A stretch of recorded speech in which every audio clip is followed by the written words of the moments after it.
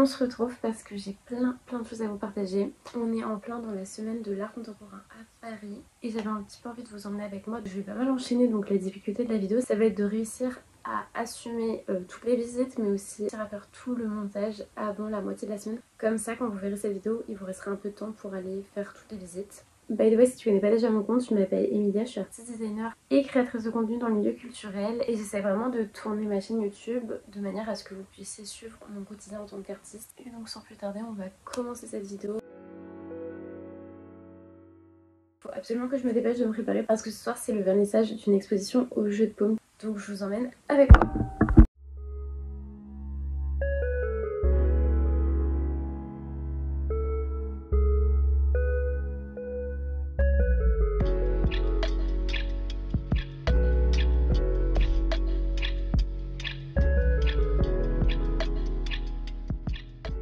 Hier c'était la visite presse au musée du Jeu de Paume, c'est un de mes musées préférés. Et donc hier soir c'était la nouvelle exposition Le bruit du monde, Luc Delahaye, c'est un artiste français. Initialement c'est un artiste photo-reporter.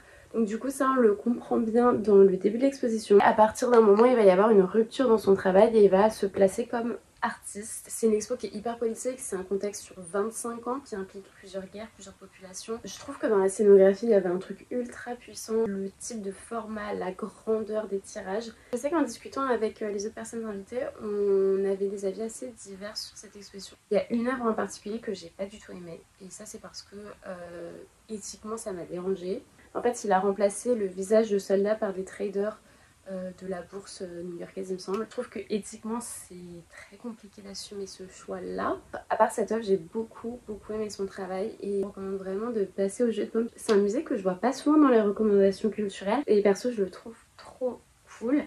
Là en plus on en discutait hier mais il y a une expo en janvier qui arrive qui va être juste incroyable. Martin Park qui sera mis à l'honneur et là j'ai aucun doute sur le fait qu'il y aura vraiment beaucoup de gens qui passeront au Jeu de Paume. Bref, aujourd'hui je suis encore sur mon portfolio, l'idée c'est de le terminer le plus rapidement possible, j'en peux plus. Et ensuite quand j'aurai terminé ce portfolio, je vais devoir me mettre à modifier encore mon site. J'aimerais bien faire des fiches produits pour chaque chose que je vends sur mon site parce que pour l'instant il y a juste la possibilité de l'ajouter à son panier. D'abord je finis mon portfolio, ensuite le site.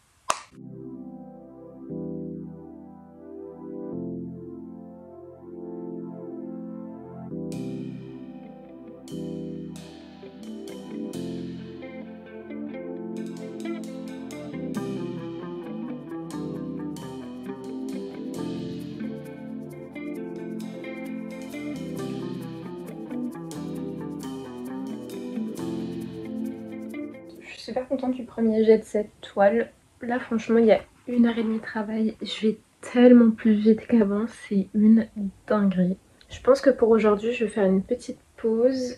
Je vais un petit peu avancer mon portfolio parce que du coup j'aimerais bien relancer certains clients. Du coup ce serait bien que je termine d'ici la fin de semaine prochaine mon portfolio et les quelques modifs sur mon site. Et puis ce soir j'ai cours de céramique, je suis en train de préparer une autre palette.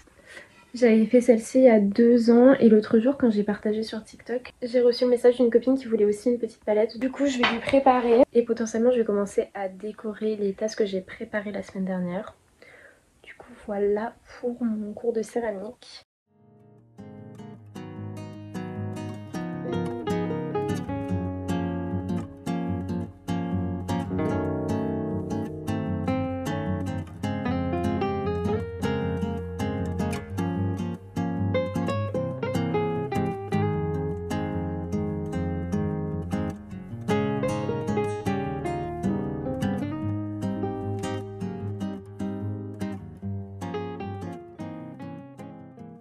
Aujourd'hui je suis encore sur mon portfolio, j'essaie de l'avancer un maximum pour après pouvoir démarcher des potentiels clients ou même des galeries, des lieux qui proposent des expositions. Et en vrai je suis contente parce que je l'ai pratiquement fini. Genre vraiment quasiment fini, il me manque 2 projets à ajouter. Aujourd'hui j'en profite aussi pour tourner du contenu parce qu'à part aujourd'hui et demain, il fait pas beau pendant toute la semaine, donc il faut absolument que je me grouille de filmer des choses parce que sinon je vais être embêtée pour mon calendrier post.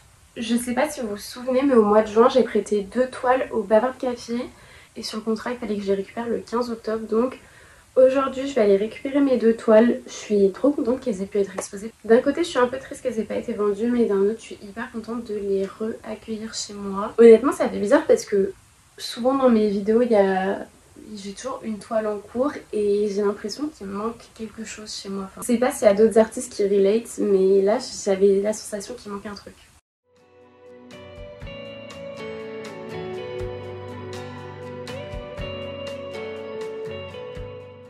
J'ai récupéré mes toiles. J'avais du coup prêté celle-ci et celle-là. Elles sont maintenant de retour dans mon atelier.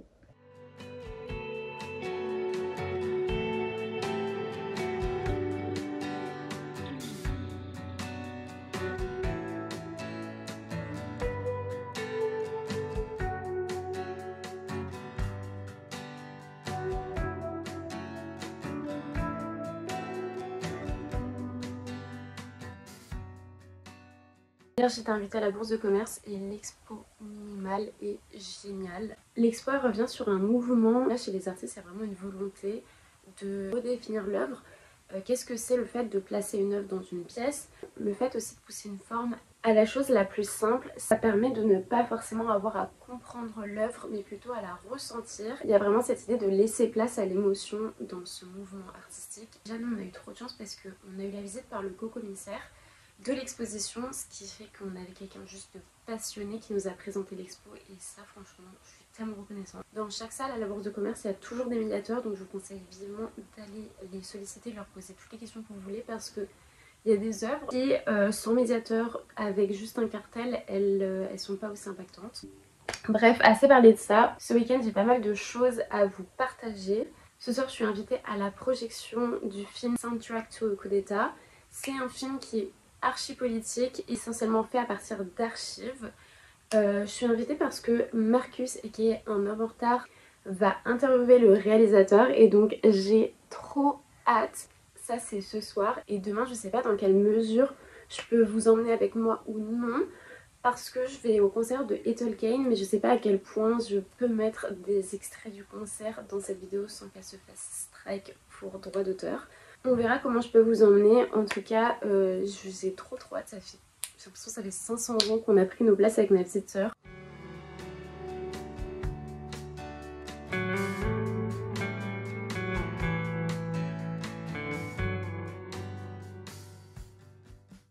Il n'y a personne qui nous raconte l'histoire, c'est que les archives qui parlent d'elles-mêmes. Comment est-ce que cette décision créative, elle est née un petit peu de laisser l'espace un peu aux archives? Le film était incroyable, genre vraiment incroyable. Il s'appelle Soundtrack to a Coup d'État. C'est un film qui est très peu diffusé en France, donc vraiment si vous le voyez près de chez vous, allez-y. C'est un film documentaire d'archives qui revient sur la nécessité et le besoin des pays africains à prendre leur indépendance. Donc on a beaucoup d'archives qui s'entrecroisent avec le jazz. Vraiment le film est super bien ficelé. Il dure quand même 2h30 donc faut être un peu accroché. C'est un film, je suis sortie, j'étais en mode waouh, waouh. Le cinéma était tout petit donc j'étais hyper bien placée. En plus on a eu Marcus, le réalisateur, ce qui a donné une discussion ultra intéressante sur ce qu'il a poussé à faire ce film. Comment est-ce qu'il a réussi à entrecroiser toutes ces archives, combien de temps il a mis à réaliser ça. Parce que franchement moi plusieurs fois pendant le film je me suis dit c'est un travail de dingue. Et je veux pas trop spoiler parce que du coup tout le côté jazz prend un sens ultra important dans le film. Vraiment un jeu de bruit, de silence. Enfin, il y a beaucoup de contrastes dans ce film que je trouve juste dingue. Si vous allez le voir, n'hésitez pas à m'envoyer un message parce que j'ai trop envie de savoir ce que vous en avez pensé. Moi j'ai vraiment adoré. Et là je suis en train de me préparer pour le concert d'Ethel Cain. J'engloutis ce café et ensuite je pars et j'espère pouvoir vous vlogger un petit peu ça.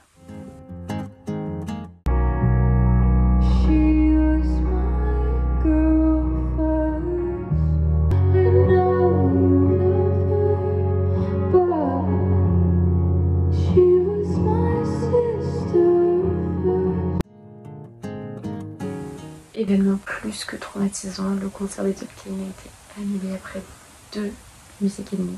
C'était hard parce que t'es sur place, ça fait des mois que t'attends ce concert et juste l'artiste sort de scène et on te dit que le concert est annulé. Sachant qu'elle faisait 2 dates à Paris et la première elle a annulé, la deuxième il n'y avait plus de place et elle a maintenu et elle a fait les meilleurs sons ever. J'ai passé genre 2 jours à rien faire. Mais aujourd'hui il faut que je me prépare parce que j'ai plusieurs événements. L'exposition Mythe curatée par Simon Porte-Jacquemus qui vient d'ouvrir au Collège des Bernardins. Et ce soir je suis invitée au vernissage de la Galerie Perrotin. Du coup je vais vous emmener avec moi et on va essayer de mettre cette déprime de côté.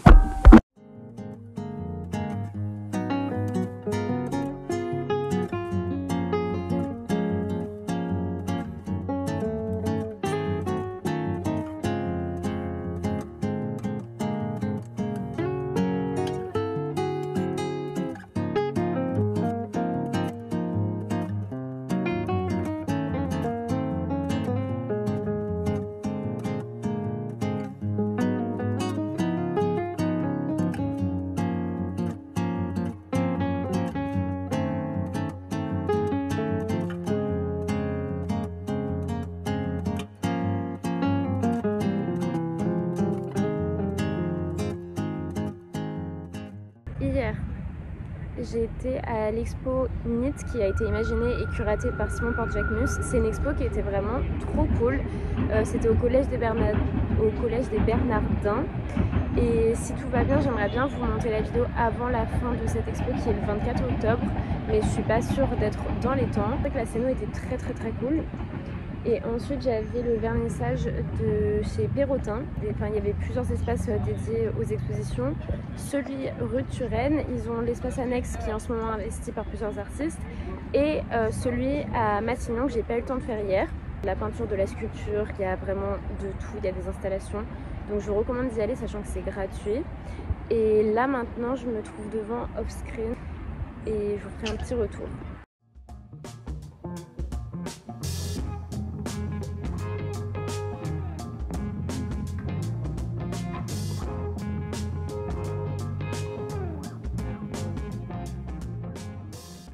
Alors hier j'étais à Offscreen, c'est un événement qui s'appelle Nomade qui bouge chaque année, qui est dédié aux artistes contemporains et historiques qui pratiquent de manière expérimentale l'image, que ce soit fixe ou en mouvement. Et cette année ça se passe à la chapelle Saint-Louis-Salpêtrière. Dans la scéno de chaque œuvre présentée, il y a vraiment une recherche hyper expérimentale et je trouve que ça fait du bien aussi d'avoir ce genre d'exposition. Et en plus c'est gratuit. Par contre il faut réserver puisque le lieu est pas énorme. Je vous recommande vraiment d'y passer une petite tête.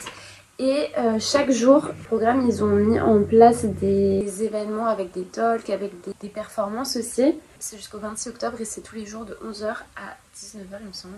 Si vous avez le temps de passer, allez-y. Demain, ce sera la première fois que je vais à Art Basel. Je suis invitée avec une galerie pour découvrir leur stand. Et donc, évidemment, je vous emmène avec moi. Ça va être ultra short parce que demain, j'ai l'impression que j'ai un truc dans le nez. Non. Du coup, j'aurai Art Basel le matin. J'ai aussi prévu de passer à une expo qui est aussi gratuite juste à côté de Art Basel. Et dans l'idée, il faudrait que je rentre pas trop tard pour finir de monter toute la vidéo. Il est actuellement 14h14 et j'aimerais bien dérocher toute la semaine avant ce soir parce que j'ai rendez-vous tôt demain. Donc j'aimerais bien finir tout ça, comme ça demain j'ai juste à ajouter à mon montage les vidéos de Art Basel, l'expo à laquelle je vais passer. Comme ça me permettra d'aller beaucoup plus rapidement sur le montage et potentiellement de poster le soir même. C'est vraiment toute l'idée de la vidéo, donc j'espère que je vais réussir. Mais le but c'est que vous puissiez vous aussi profiter de tous les événements gratuits ou non pendant cette semaine. C'est pas mal de travail.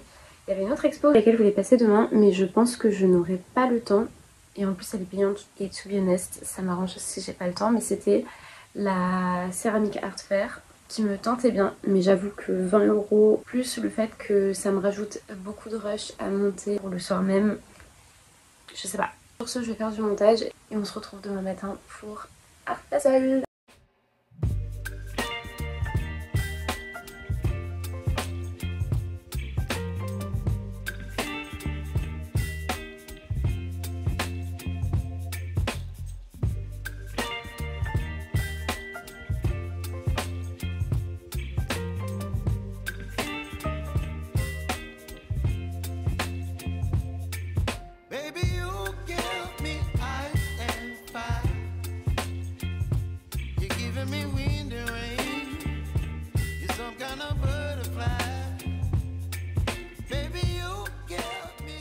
Je suis encore à Art Basel, je suis actuellement en train de charger mon téléphone dans un petit recoin. En attendant, je fais un petit peu de montage. Je vais partir direction Paris International et évidemment je vous emmène dans la suite de la journée avec moi. Je vous ferai le petit retour de la journée et voilà.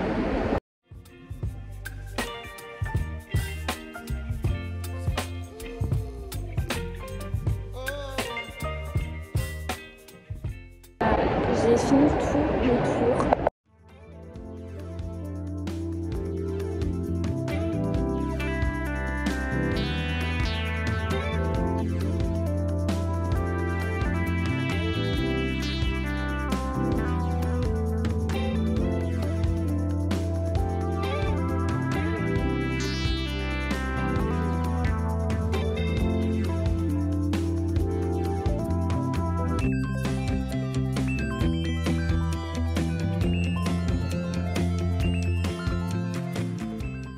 J'ai reçu peut-être le message pour manifester.